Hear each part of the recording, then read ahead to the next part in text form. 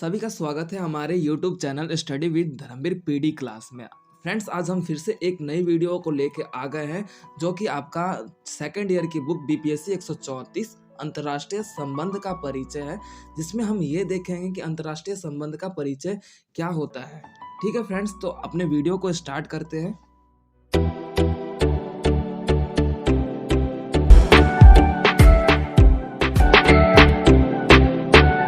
तो इस यूनिट का हमारा पहला क्वेश्चन स्टार्ट होता है, अंतर्राष्ट्रीय संबंध का परिचय क्या है तथा यह क्यों आवश्यक है, परिभाषित कीजिए। यह क्वेश्चन आपको फ्रेंड्स अथवा करके इस तरीके से भी एग्जाम में पूछ सकता है, अंतर्राष्ट्रीय संबंध से आप क्या समझते हैं और यह क्यों उपयोगी है, वर्णन कीजिए। अथवा करके इस क्वेश्चन को इस तरीके से भी पूछ सकता है, अंतर्राष्ट्रीय संबंध की समझ से आपका क्या तात्पर्य है, इसके उद्देश्य क्या है, परिभाषित कीजिए। फ्रेंड्स, ये तीनों क्वेश्चन सिमिलर है। इन तीनों क्वेश्चन का पूछने का बोल सकते हो तरीका अलग अलग हो सकता है, लेकिन पूछा एक ही जा रहा है। मंजिल एक है, मतलब रास्ते अनेक है, वही बात यहाँ पे देखी जा रही है। तो फ्रेंड्स, अपने आंसर को स्टार्ट करते हुए चलते हैं। अंतर्राष्ट्रीय संबंध से समझने से पहले हमें राष्ट्रीय संबंध को समझना आवश्यक है। राष्ट्रीय संबंध से हमारा अभिप्राय एक देश में उसी देश के आपस के राज्यों के बीच संबंध की प्रक्रिया कहलाती है आपके राष्ट्रीय संबंध। अर्थात जैसे कि यहाँ पे एग्जाम्पल के थ्रू आपने देख रखा है, एग्जाम्पल के थ्रू यहाँ पे लिखा गया है, भारत में 28 राज्य हैं। इन सभी राज्यों के आपस में संबंध की प्रक्रिया ही राष्ट्रीय संबंध के रूप में समझा जाता है, जिसमें राजनीतिक, आर्थिक, सामाजिक, सांस्कृतिक क्रियाएं शामिल हैं। अर्थात इन्हीं सब क्रियाओं के अनुसार आपके राष्ट्रीय संबंध की भूमिका देखने को मिलती है। क्लियर हो गया फ्रेंड्स? आगे चलते हैं। परिभाषा के रूप में देखा जाए तो अंतर्राष्ट्रीय संबंध के तात्पर्य दो या दो से अधिक देशों के बीच आपस के संबंध का स्वरूप देखा जाता है, जिसके अंतर्गत राजनीतिक, आर्थिक, सामाजिक, सांस्कृतिक और समाज में निवास कर रहे लोगों के बीच संबंध स्थापित करने की भूमिका ही अंतर्राष्ट्रीय संबंध कहलाती है। जैसे कि अंतर्राष्ट्रीय तौर पर भारत किसी देश से राजनीतिक, आर्थिक, सामाजिक और सांस्कृतिक इन सभी कारकों को ध्यान में रखते हुए संबंध स्थापित करता है, तो वो अंतर्राष्ट्रीय संबंध कहलाता है। अब फ्रेंड्स, आ जाते हैं अंतर्राष्ट्रीय संबंध के जो उद्देश्य क्या है, अंतर्राष्ट्रीय व्यवस्था के उसके उद्देश्य या आवश्यकता क्यों है, इसके बारे में चर्चा कर लेते हैं। तो हमारा यह फर्स्ट पॉइंट आ जाता है, विश्व स्तर पर पहचान बनाना। देखिए फ्रेंड्स, आपका जो अंतर्राष्ट्रीय संबंध होता है वो विश्व स्तर पर पहचान बनाना, यह एक पहला कारण आता है। इसको आप देख लेते हैं। विश्व स्तर पर पहचान बनने से हमारा अभिप्राय है कि जब एक देश अंतर्राष्ट्रीय तौर पर संबंध बनाता है तो उनके बीच पहचान पूरे विश्व स्तर पर बन पाती है। बिल्कुल सही कहा इसने।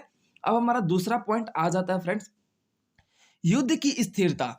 युद्ध की स्थिरता से हमारा अभिप्राय यह है कि जब अंतर्राष्ट्रीय तौर पर संबंध स्थापित होता है तो सभी देशों के बीच युद्ध की स्थिति की भूमिका समाप्त होने के देखने को मिलता है। जैसे कि एग्जाम्पल के थ्रू यहाँ पे लिखा गया है, जैसे कि भारत रूस का संबंध बहुत ही प्यारा या मित्रता पूर्वक व्यापारिक रूप में देखा जाता है, जिसके अंतर्गत भारत और रूस के बीच संबंध होने के कारण युद्ध की स्थिरता देखी जाती है।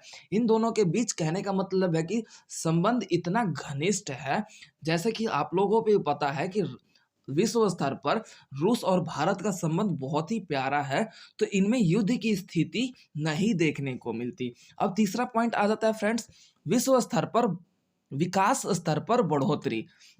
देखो, विकास स्तर पर बढ़ोतरी, इसके अंतर्गत हम ये देखते हैं कि आपका जब एक देश अंतर्राष्ट्रीय तौर पर किसी भी देश से संबंध स्थापित करता है तो विकास स्तर में बढ़ोतरी या फिर विकास स्तर में तेजी देखने को मिलती है। जैसे कि रूस व्यापारिक दृष्टि से भारत को हथियार बेचता है और उससे प्राप्त रुपए के कारण उसकी अर्थव्यवस्था में बढ़ोतरी होने के कारण उसके विकास स्तर के में दर में बढ़ोतरी देखी जाती है।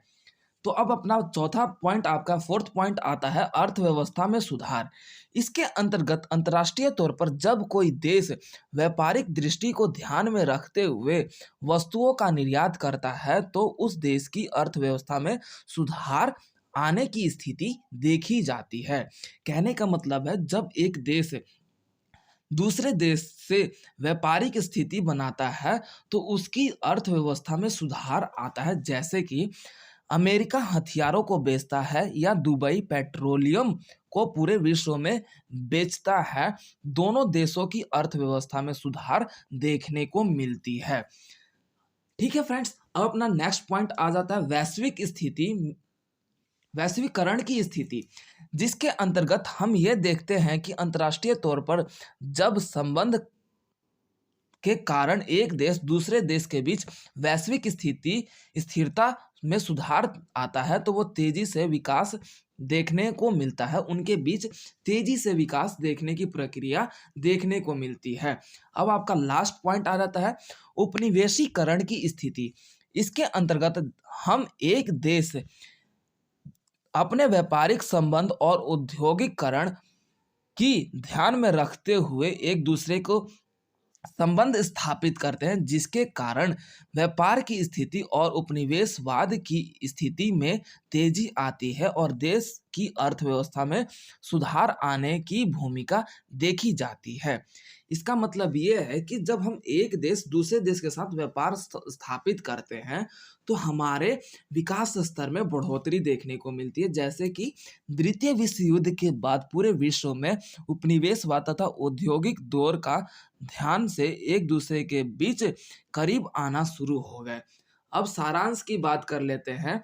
आधुनिक समय में अंतर्राष्ट्रीय संबंध की आवश्यकता महत्वपूर्ण रूप में देखी जाती है, जिसके तहत एक देश जरूरतों को तथा आर्थिक और व्यापारिक किसी भी रूप में अंतर्राष्ट्रीय संबंधों को देखा जा सकता है।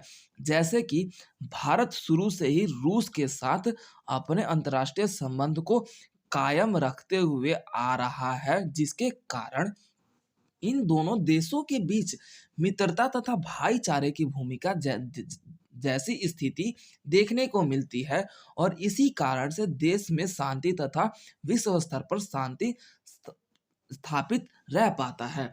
तो फ्रेंड्स, हमारा आज का ये वीडियो समाप्त होता है। उम्मीद करता हूँ कि आपको सभी पॉइंट्स अच्छे से क्लियर हो गए हो। अब मिलते हैं आपके नेक्स्ट वीडियो में। Okay, thank you so much for watching this video. तो वीडियो को like, comment, share and subscribe करना ना भूलें।